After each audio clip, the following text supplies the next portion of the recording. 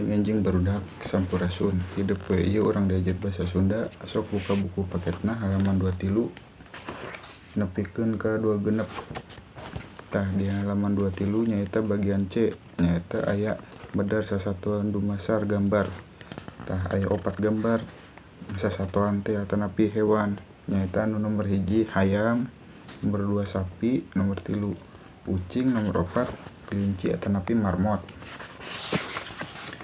Tah di halaman 24 nyaeta bagian D mikaweut tataruncingan atanapi teteguhan. Contohna satu ieu sok silih bantu jeung sasama, teu kaop kapanggih, sok sasalaman, dumasar kana jumlahna satu ieu panglobana, ngaran satona nyaeta sireum.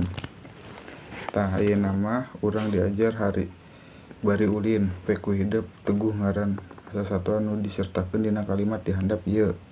Tah kerjakeun anu 5 kolom eta nu warna pink.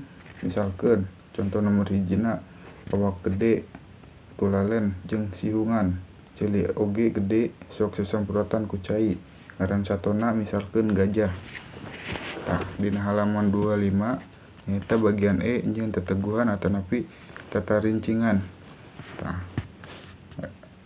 di dinya aya genep gambar sok aku barudak terangkeun teteguhanna naon.